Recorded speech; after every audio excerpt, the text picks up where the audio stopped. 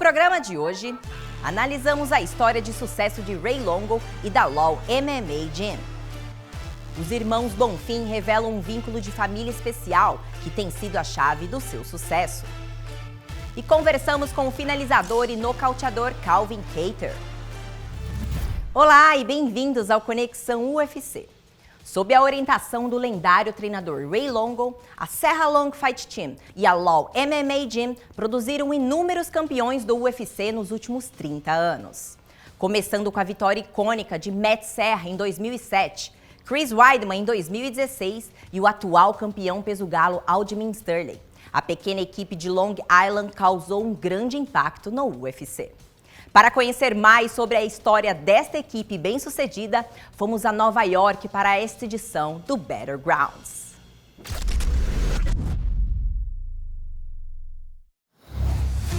This is a force to be reckoned with. They really do have a blueprint over there in New York. All these guys bring it no matter what. When I see a guy, I look at the attributes he has and I think, how can I enhance those attributes? Great Serra Longo team. Serra buckles St. Pierre. Oh, he got hit. Oh, he hurt with a right hand. Come on, let's finish it now. Well, you could hear Ray Longo start with a body, huge right from Tadakov. Somebody once told me I'm probably the only guy who had a champ in his 40s, his 50s, and his 60s. That's where my comfort zone is, really helping people and watching them succeed. The belt remains on Long Island.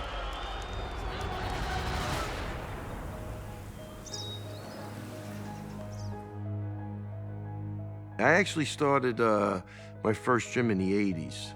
It was a Jeet Kune Do school. So it was a blend of styles. We did a lot of weapons training. We did boxing, kickboxing.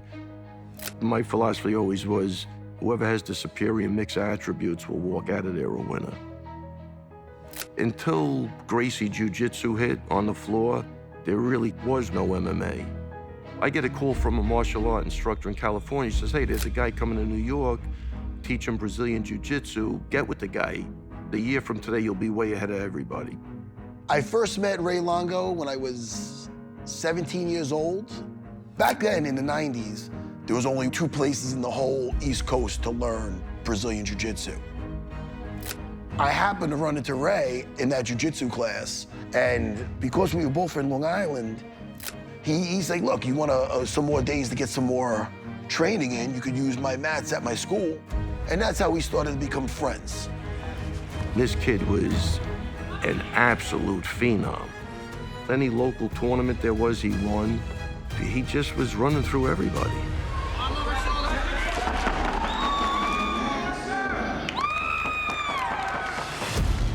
Weighing in at 168 pounds, fighting out of Long Island, New York, please welcome Matt the Terror Serra. Matt's first fight in the UFC was against Shoney Carter. At that point, I was training him.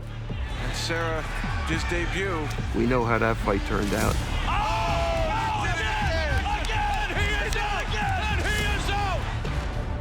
Man, he could have got rid of me, man. All the criticism that came, did you do this, or you're boxing, did you do that? He could have easily said, I'm getting somebody else. Because he did that, I would do anything for the guy. I stayed with Ray, because I knew Ray knew his stuff. I believed in Ray Longo, and he believed in me, and it led to phenomenal things. Matt the Terror Serra. Getting ready for the GSP fight, Longo felt we had like an ace up our sleeves. When I was landing, he was telling me, Matt, you're hurting guys with 16-ounce gloves on. What would happen if you hit George with these 4-ounce gloves? You're gonna put him out. Welterweight championship is on the line. Matt Serra has been telling us the last few days, get ready for me to shock the world. He was seizing the opportunity. He had absolutely nothing to lose. That's the way he looked at it. Nothing was gonna stop us. Serra's striking was just starting to come into its own. The game plan was never to go to the floor. Let's get it on! Come on!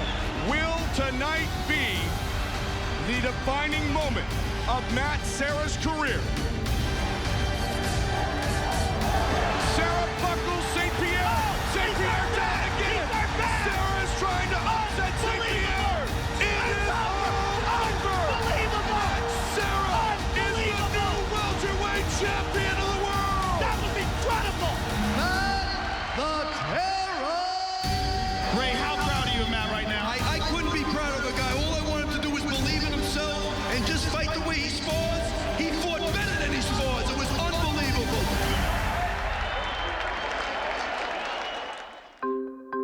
that point, our friendship was really getting stronger and stronger, and, you know, we decided to have a fight team, and I couldn't find a better guy to team up with. I mean, great fighter,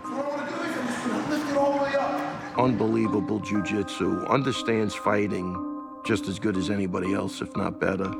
So that's what happened. People would come to my school for the striking, they'd go to his school for the jiu-jitsu. All right, this ain't power MMA, get in there. Huh? Longo be sipping his coffee, walking with his outside shoes on the mats. I remember I was coaching sparring. Weidman walks in. He introduces himself. Just big, strapping, athletic kid. I just took a liking to him right away. I always relied on other people for the wrestling, but when I saw this guy wrestling, it was a difference. Like, right away, I go, this guy's good. I get to Longo's gym, and within 6 months of being there, I had my first professional fight. He believed in me more than I probably even believed in myself. This is where Weidman is most dangerous here. He can take your back or he can submit you from this position. Standing guillotine, trying to lock it in. And it's all over! And a big elbow inside. They landed a shot. That hurts. Munoz is out. He rocked him on the way out. He is out. Chris Weidman with a huge knockout of Mark Munoz. So we get the Silva fight. Now we got a guy already, like, established, highlight reel from hell. I mean, he's embarrassing people in there. His mantra was that he was a bad matchup for Anderson Silva, and he had a really great vision for what he could do in the octagon. That fight starts, Chris takes Anderson Silva down. And he's got him down, very nicely done. Weidman is a special kind of beast, and he's trying to pour it on here. He went for a leg lock, allowed Anderson Silva to get back up again. Interesting start. Anderson's trying to intimidate him. Oh, wow. Interesting. Again, wow, big shots there by Weidman. Part of the focus for that training, even mentally, was not to get hooked into his antics. This is not what Weidman wants to do. He does not want to get in a kickboxing bout for his ego. He landed that one. He starts messing with him again. He's waving him on. Wow, this is crazy. At that point, I'm getting emotional in the fight. I'm aggravated. Almost like we're in a street fight. Oh, he just kissed him. So I sat down. I'm trying to catch my breath and get my mentality strong for that next round. And I just remember him just going. I want you to punch a hole in this chest. That's what I want. Everything else is good. Don't get careless. You're looking good. And just like his energy and everything, it just amped me up. Round two. Chris threw a weird combo, and he ended up hitting him with a left hook.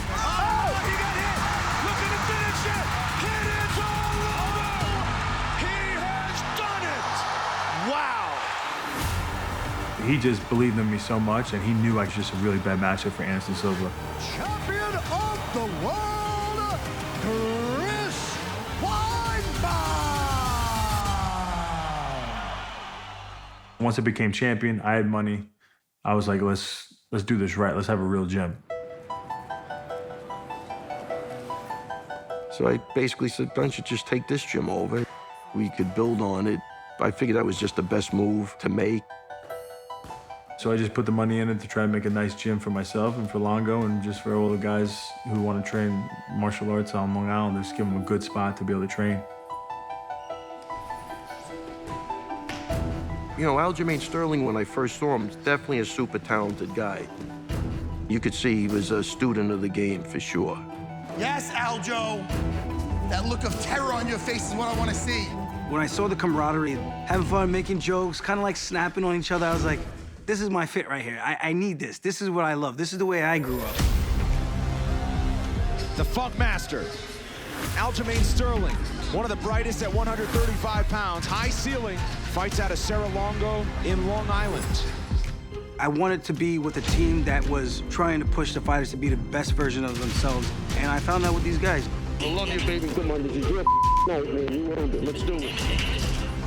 My first fight with Piotr Jan, it was a tough outing. That's illegal. His knee was down. This fight's got to be called. The fight's over. That's it. And that is it. The end of that fight is a total disaster. I didn't think Aljo wanted to win like that. I wanted him to win that title the right way. I know it would be more rewarding for him, and it would make it even that much better. All right, so here is the UFC bantamweight champion Aljamain Sterling making the first defense of his title against the last man he faced, Petr Yan, of course, a year ago at UFC 259.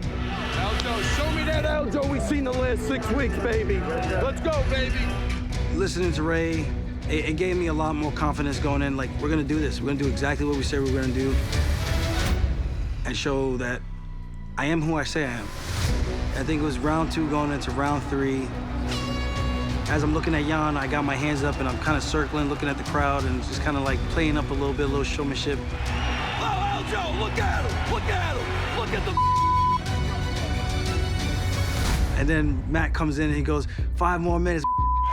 That's what I'm talking about. We got 5 more minutes. It's just like that loud energy. It's kind of like, it shows in those fights. It shows in between the rounds. It shows that they care. Oh my goodness. Aljamain Sterling. He said it was going to be a different fight. It sure is. It's a different fight. Aljamain Sterling!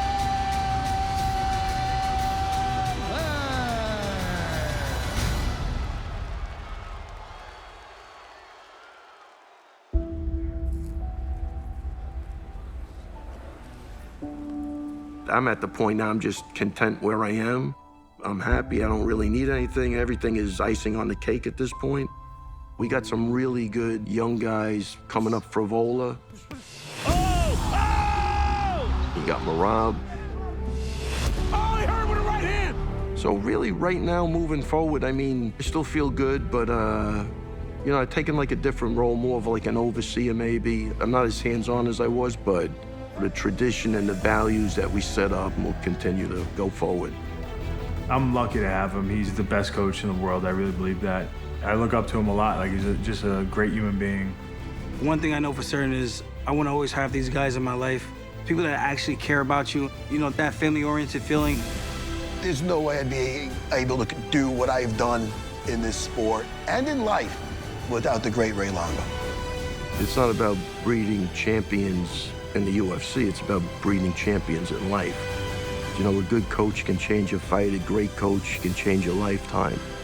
I walk away from this sport tomorrow, I'm totally satisfied with my contribution I made.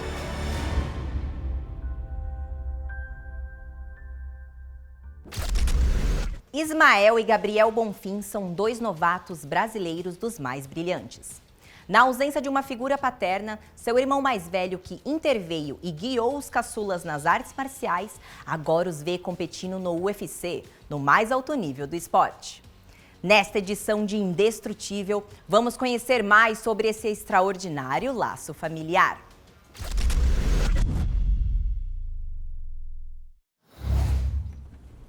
A mecca for mixed martial arts. The UFC has returned to Rio de Janeiro, Brazil. It is a huge night for the Brasilia-based Bonfim brothers. 2 just unbelievably talented brothers making their debuts tonight. A gente sonhou muitos anos sonhando com isso e graças a Deus a gente chegou. The Bonfim brothers have arrived!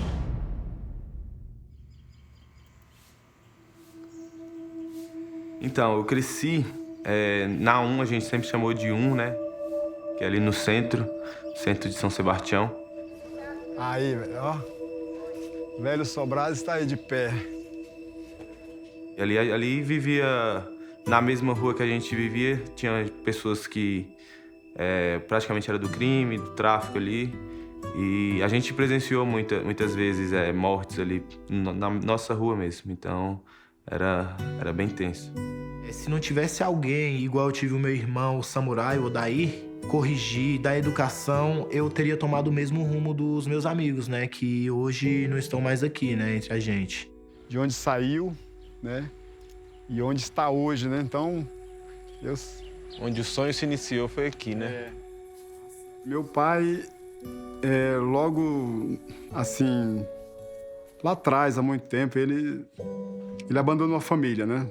Era como filhos, né? A gente assumiu como filho. Era meu chaveirinho, né? Onde ele estava.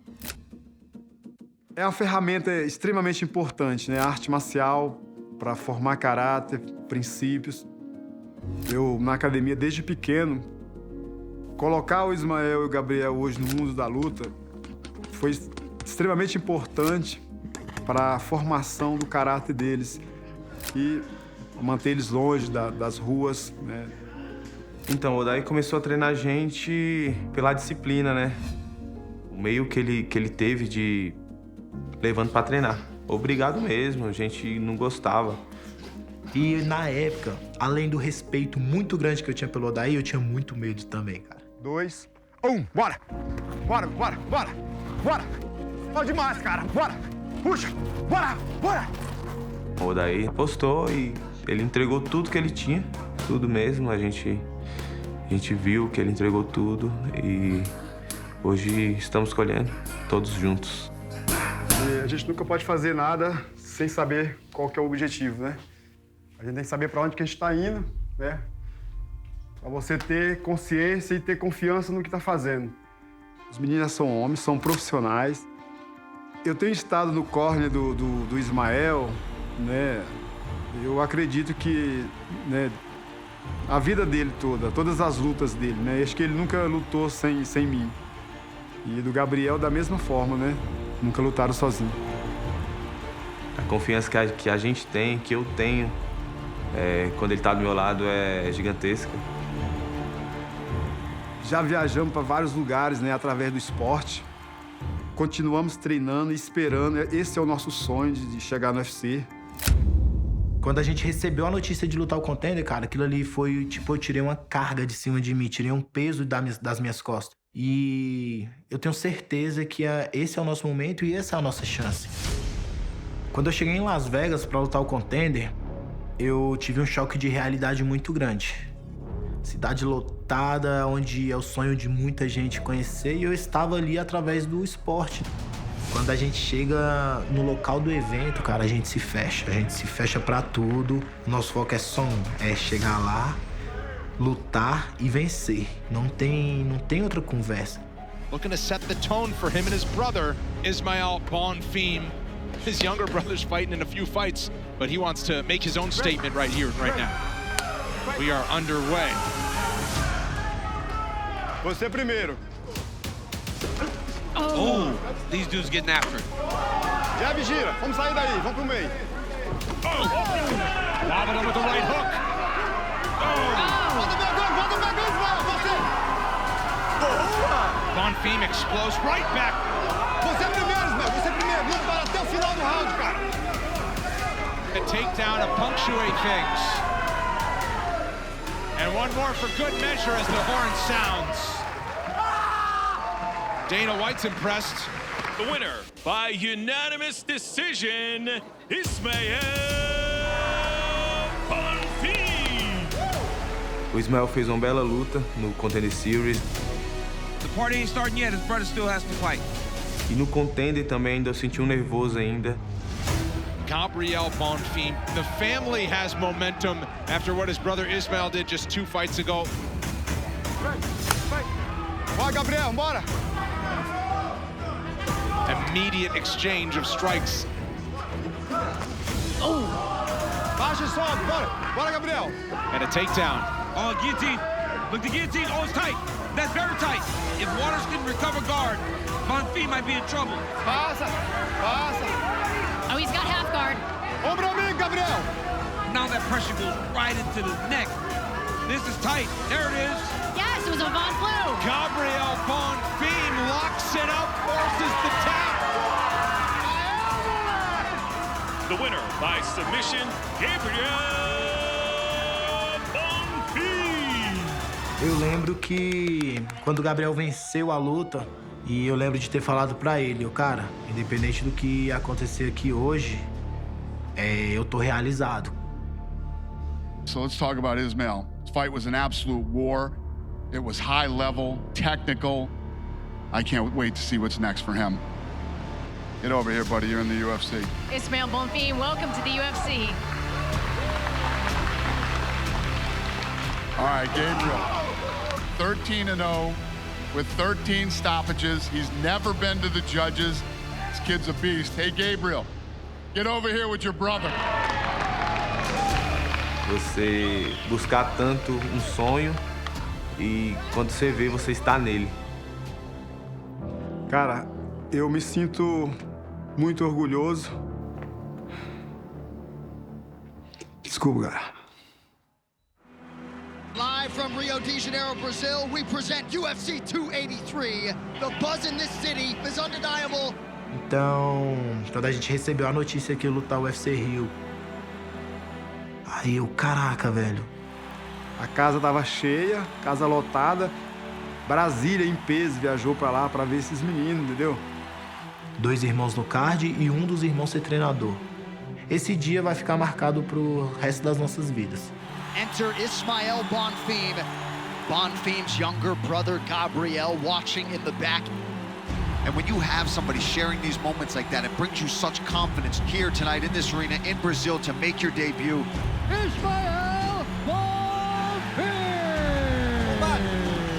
Bora! Big connection by Bonfim.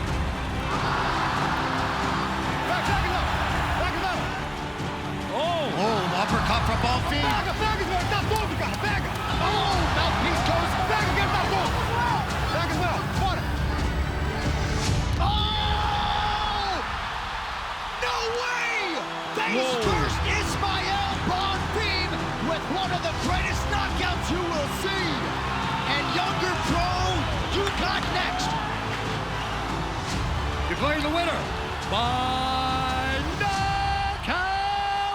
Ismael Bonfim! The UFC debut has arrived for Gabriel Bonfim. He's very excited. His brother went out there, had a fantastic performance. Let's see what Gabriel Bonfim can do. Oh, he's got caught with that knee. Bonfim figures to have an advantage on the ground, but he likes to strike. Pega primeiro, Gabriel. Bota pra baixo, bora. Guillotine. Mounted. He's in trouble. Mounted guillotine. Oh, yeah, that's tight.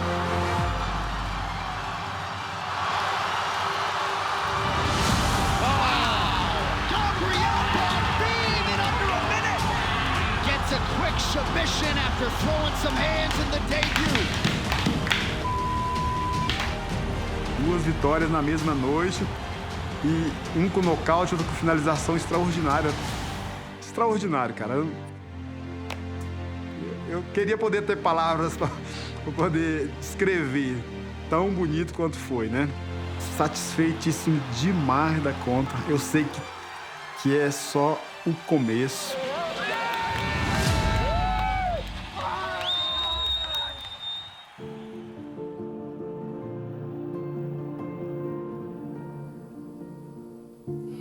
E a gente ficou muito feliz, cara. A gente comemorou. E, cara, foi só felicidade mesmo, tanto minha, tanto de Gabriel, da minha mãe, do Odaí. O Odaí, então, nem se fala. Eu acho que ele, velho, ele ficou mais feliz do que a gente. Não foi fácil dar a educação que eles têm hoje. Não foi fácil. Mas a gente venceu essa batalha. Não posso chorar, né? Apertado. Deus te abençoe, minha filha. Obrigado.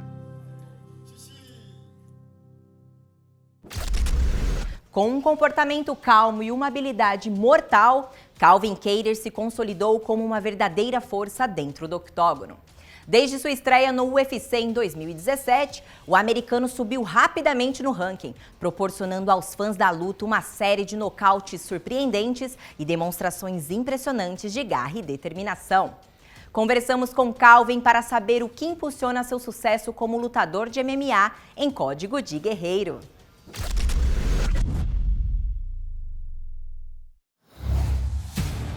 I embrace the fighting spirit by remembering why I'm in there in the first place and who I'm doing it for. You either settle for the life you have or you go and fight for the life you want. But you're gonna run into some obstacles on fight night. You're gonna have to push through some pain, push through some adversity. Huge shots! Oh my gosh! Oh, down he goes! But it'll all be worth it on the other end.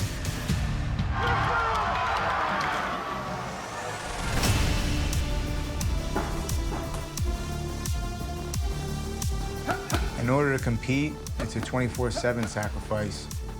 The rewards you get from those sacrifices, what I like to call delayed gratification, You don't take the short gratification right in front of you. You put in hard work first. You do what you have to do, not what you want to do. So eventually, one day, you'll have those big moments where it's all worth it.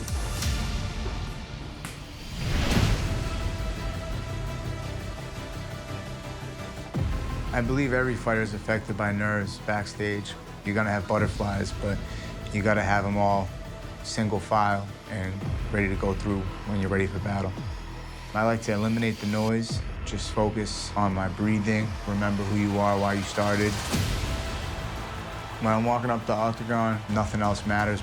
It's just you, your team, and your opponent. Whether it be 5 minutes or 25 minutes, you better have your together because it's about to get real quick. When you step in the cage and you feel that canvas in your feet, the lights in your face, the smell of the leather on the gloves, and then you hear that cage door close, the ref asks if you're ready, you ready? Go. It's insane and only one way out.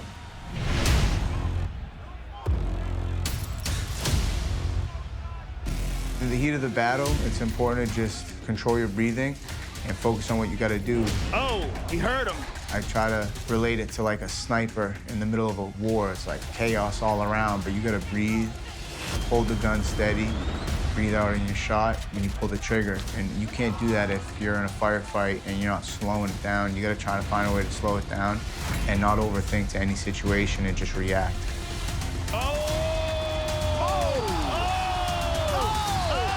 Window for Kattar! I'd say a lot of it is pure instinct, but you try to train to the point in the gym where these movements become muscle memory and you just react to situations as they unfold. There it is! Right on cue! It's over! Calvin Kattar stops Ricardo Lamas in his tracks!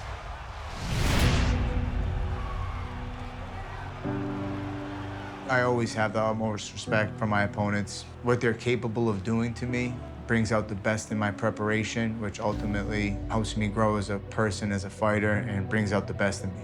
Respect is great when you can have it. Not every opponent will show you it, but it's your job to go out there and do what you gotta do no matter what anyway. After the fight, that's exactly what they get from me is respect.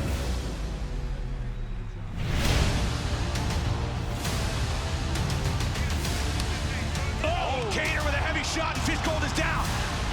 Fishgold can't fight him off. Calvin Kattar by TKO in the first round. There's no better feeling than that moment of victory. We joke around and say even water tastes better after a win. Feeling that delayed gratification, payoff, all that hard work, and it's vindication for you and your team that you're onto something good. Getting my arm raised is everything to me. It's all I focus on all camp. Everyone's always the next biggest one, so I always just say, I just want to win the next one, man. I just want to win this one. You can have the rest. And then I get that one done and repeat the same. I overemphasize the next one every time. I don't give a about the last one. I care about the previous ones. I'm on to the next one every time, and I think that's helped me. Calvin Kattar. E chegamos ao fim deste episódio. Entre em contato com a gente e compartilhe a sua opinião online usando a hashtag Conexão UFC. Até a próxima!